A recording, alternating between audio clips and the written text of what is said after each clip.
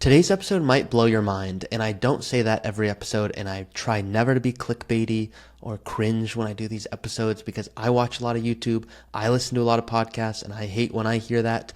But I did not learn what I'm about to be explaining today until I was in my CFP curriculum to become a certified financial planner, and I was an undergrad in a finance department.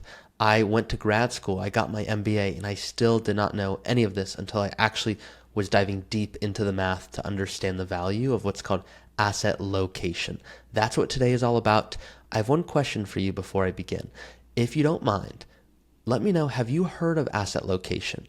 So you can choose to email me and just literally say, yep, I've heard of it, or no, I have not. You can also just drop a comment on YouTube. No matter where you're listening, whether it be the podcast app or YouTube, I'm able to see all of it. But I'm curious if this is the type of content that resonates with you, because I view it as my role to tell you things you otherwise couldn't have known, not due to competency, but because you just don't see it. You're not doing it all day, every day. And this blew my client's mind. So I'm going to go over asset location today. My name is Ari. I am a CFP, and that is not why you should listen to me. Hopefully the content resonates, but I'll joke and say, how many doctors would you never let touch your body? And there's probably a lot of them that you may have come across in your life. I know there's many that I would not want to operate on me, but I've also had surgeons do incredible work. So I'm so grateful that they exist, because if not, I would not be able to play soccer or be nearly pain-free. So I'm grateful.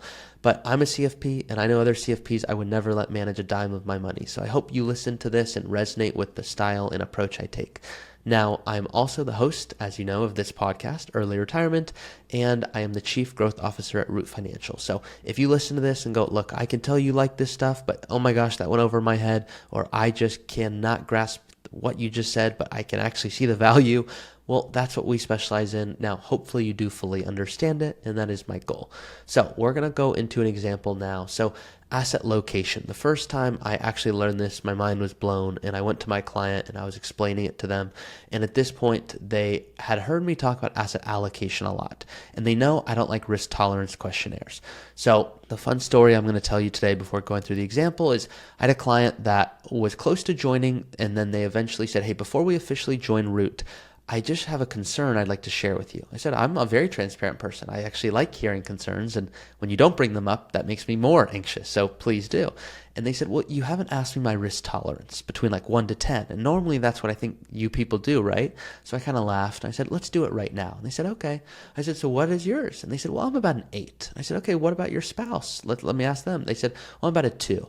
I go, okay, let's pretend markets went like this. And I showed them an exact opposite. I said, what is your risk tolerance now? One person moved from an 8 to a 4, and the other person moved from a 2 to about a negative 2,000. I said, you see why that answer isn't really helpful for me? Imagine you're like, well, my risk tolerance with pain is I'm like a 7 out of 10. And then you get punched by a bear. Your risk tolerance is not a 7, okay? At that point, you're looking at fear in a completely different way. So the reason people ask it, I fully understand, because it's like, hey, I got to gauge generally, how do you view risk? But to me, risk is very complicated. Some people might view risk as running out of money. Other people might view risk as dying with too much money. So yes, I want to gauge where you fall, but the way I can do that is much more effective by asking other questions like, how much would you like to spend every year in retirement? Do you think you're going to want to spend more at the beginning based off health and energy? Do you think you have a strong desire to leave a legacy goal? Do you want to help your child with a down payment?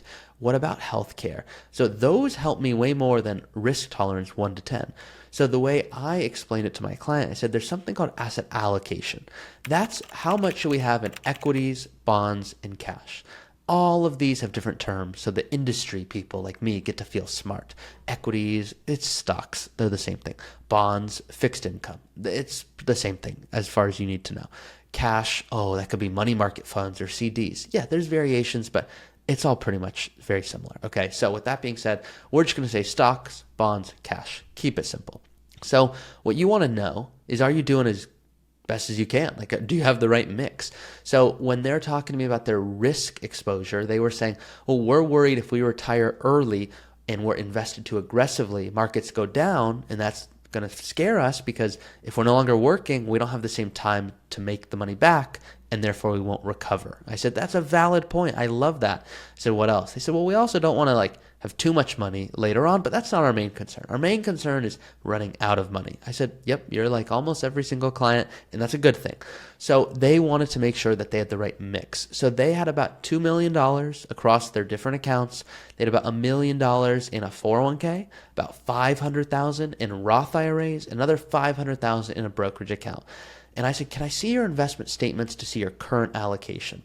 And they said, yeah. So I looked at them and I said, what do you guys think your allocation is? And they said, we're 80-20. I said, yes, you are. They're like, great. I'm glad we got that answer right. I said, but you're not doing it efficiently. And they said, what do you mean? I said, you're 80-20 in every single account, meaning your 401k is 80% equities, 20% fixed income, or as we're calling it today, 80% stocks, 20% bonds.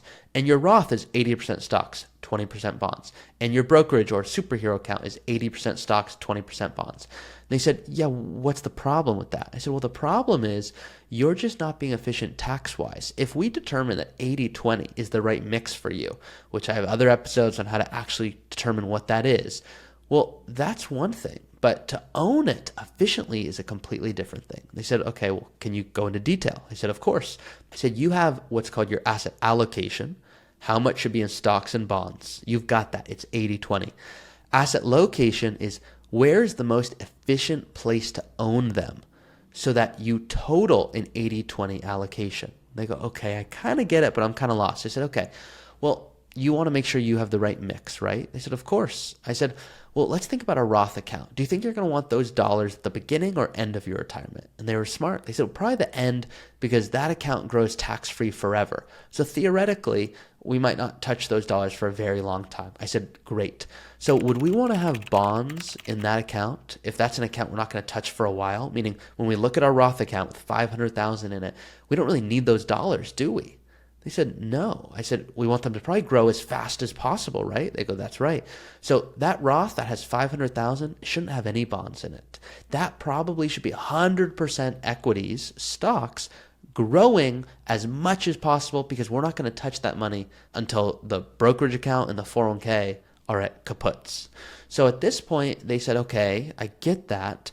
So if I switch that though, from 500,000, because today, once again, let's look at the math here, they have 80-20.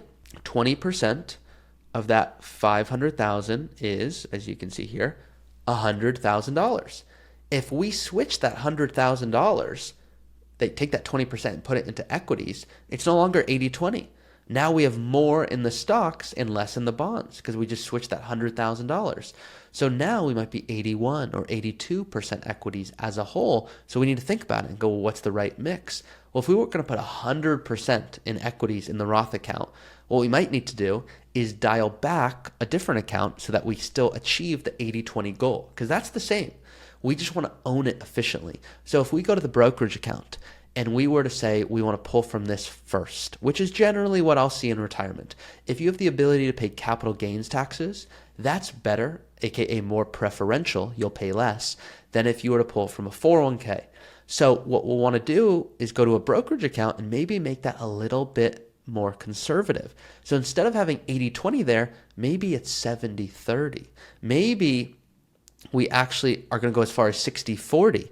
Because 60-40 is taking a 20% shift because remember it was 80-20.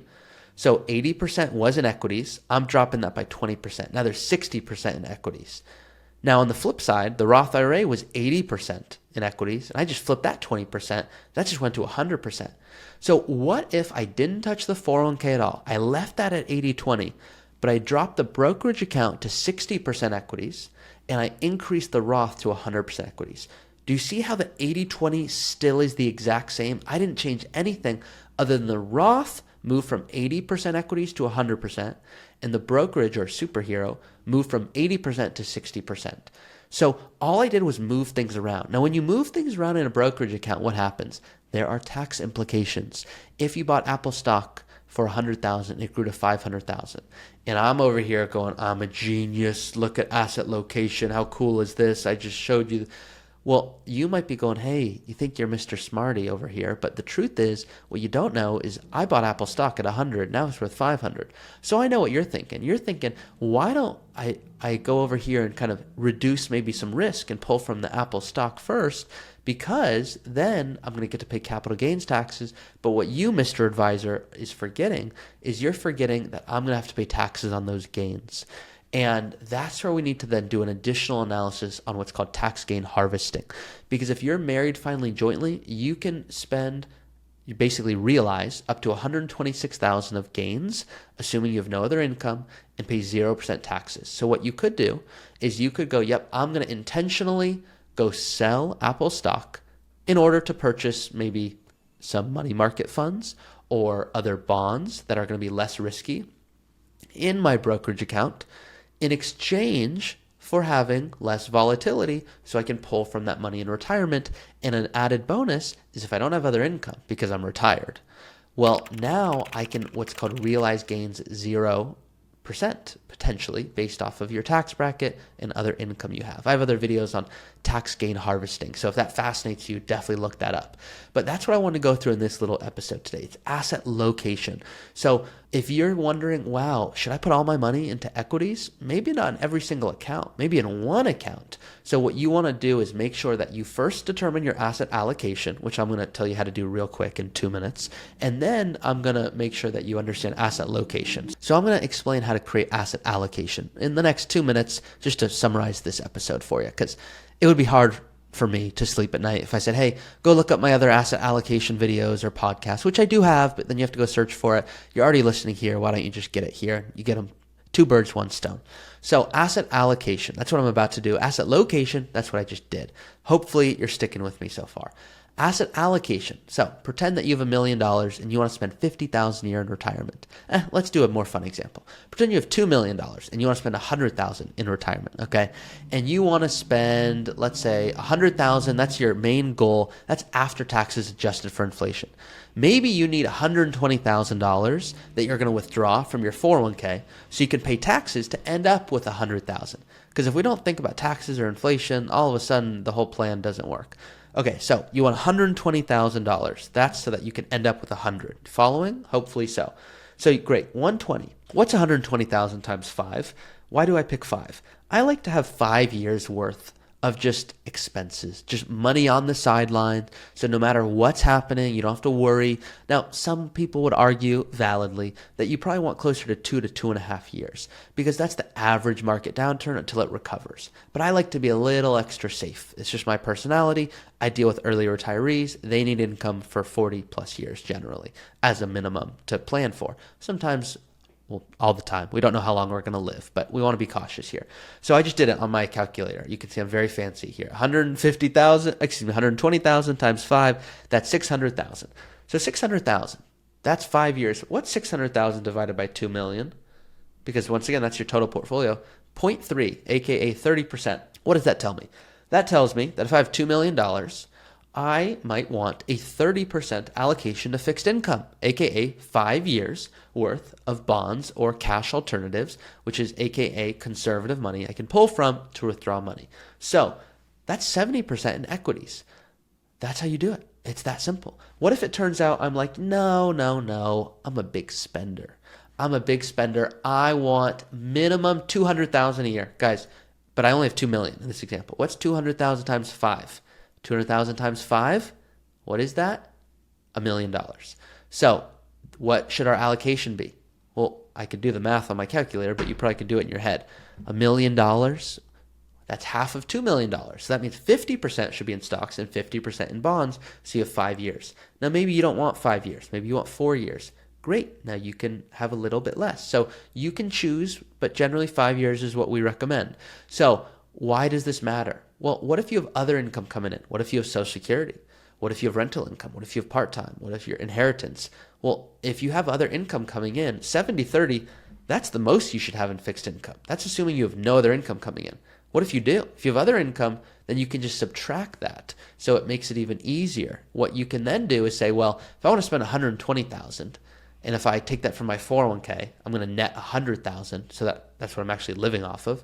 but I have another 40 coming from Social Security. You really only need 60. So 60 times 5 is 300,000. So theoretically, if you were to say, I want to retire today, and I have $2 million, okay, and you have Social Security coming in today, and that's bringing in 40,000 a year. Maybe that's you and your spouse, just an example. I'm just keeping it simple here. You want to spend $100,000. So you need to withdraw 120 to pay 20 in taxes to end up with 100. But you have 60 coming from Social Security. Now, Social Security, we're just going to assume some simple tax rates here. Let's just say you're going to be paying $5,000. Now, it depends what state you live in, and there's something called provisional income, which is how Social Security is taxed. Don't worry about that today. So we're going to do it together. You can look at my screen or just listen if you're on the podcast app. 120,000, subtract 20,000 for taxes. We're left with 100. Then we're going to subtract 40,000, which is your Social Security, minus some Social Security taxes. That leaves us with 55,000. 55,000 times 5 is 275,000. 275,000, that is it. And you can follow along. Obviously, you can slow this video down or speed it up based off of my speed. We divide that by your $2 million portfolio, 13.75%, which means 13.75% should be your fixed income allocation. And that's how you do it. And then from there, you put the asset location based off of your different accounts. So if you have $2 million, that's, let's just say, in 1 million brokerage, 500K 401k, 500K Roth, you want to make sure you're manipulating those numbers so that you get that overall allocation of 13.75% in fixed income. So hopefully that helps. I know I gave you that example in way more detail than you may have wanted, and I said 2 minutes, and I just did that in 7 minutes. So apologies there, but hopefully you resonated with today of asset location and asset allocation. See you guys next time.